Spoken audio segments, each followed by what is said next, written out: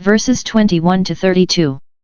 Many particular judgments are here enumerated, which would be the fruits of the curse, and with which God would punish the people of the Jews for their apostasy and disobedience. These judgments threatened are of divers kinds, for God has many arrows in his quiver, 4 sore judgments, Is 14:21, and many more. They are represented as very terrible, and the descriptions of them are exceedingly lively and affecting, that men, knowing these terrors of the Lord, might, if possible, be persuaded. The threatenings of the same judgment are several times repeated, that they might make the more deep and lasting impressions, and to intimate that, if men persisted in their disobedience, the judgment which they thought was over, and of which they said, surely the bitterness of it is past, would return with double force, for when God judges he will overcome. Bodily diseases are here threatened, that they should be epidemical in their land. These God sometimes makes use of for the chastisement and improvement of his own people. Lord, behold, he whom thou lovest is sick. But here they are threatened to be brought upon his enemies as tokens of his wrath, and designed for their ruin.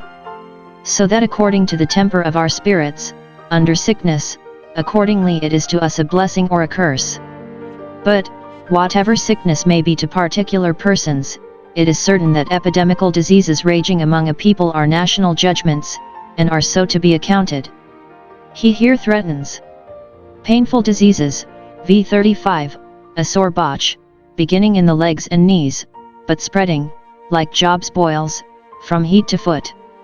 Shameful diseases, v. 27, the botch of Egypt, such boils and blains as the Egyptians had been plagued with, when God brought Israel from among them, and the emerods and scab, vile diseases, the just punishment of those who by sin had made themselves vile.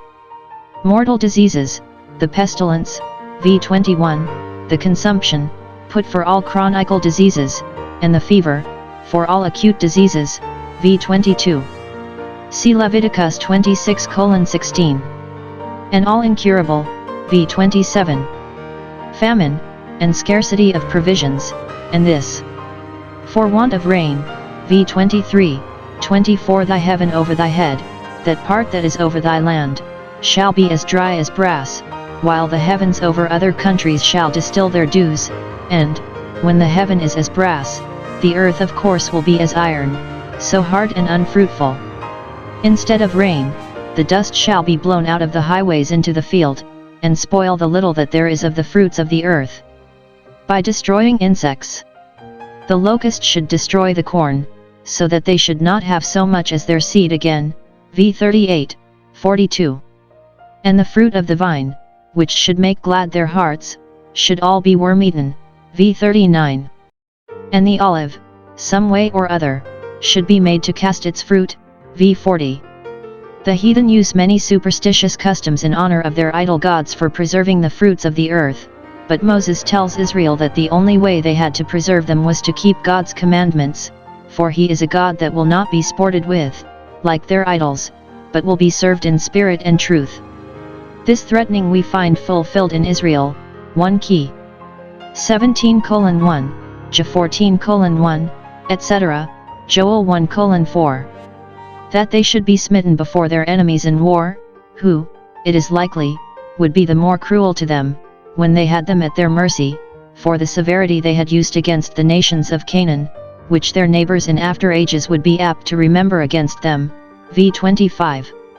It would make their flight the more shameful, and the more grievous, that they might have triumphed over their enemies if they had but been faithful to their God. The carcasses of those that were slain in war, or died in captivity among strangers, should be meat for the fowls, v. 26, and an Israelite, having forfeited the favor of his God, should have so little humanity shown him as that no man should drive them away, so odious would God's curse make him to all mankind.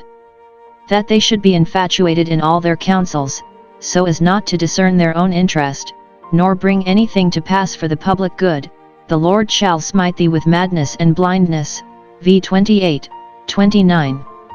Note, God's judgments can reach the minds of men to fill them with darkness and horror, as well as their bodies and estates, and those are the sorest of all judgments which make men a terror to themselves, and their own destroyers. That which they contrived to secure themselves by should still turn to their prejudice. Thus we often find that the allies they confided in distressed them and strengthened them not. 2 Chr 28:20. Those that will not walk in God's counsels are justly left to be ruined by their own, and those that are willfully blind to their duty deserve to be made blind to their interest, and, seeing they loved darkness rather than light, let them grope at noonday as in the dark. That they should be plundered of all their enjoyments, stripped of all by the proud and imperious conqueror, such as Ben-Hadad was to Ahab. 1 Key 20:5, 6. Not only their houses and vineyards should be taken from them, but their wives and children, v. 30:32. Their dearest comforts, which they took most pleasure in, and promised themselves most from, should be the entertainment and triumph of their enemies. As they had dwelt in houses which they built not, and eaten of vineyards which they planted not, ch 6:10-11, so others should do by them. Their oxen, asses, and sheep, like Job's, should be taken away before their eyes, and they should not be able to recover them, v. 31.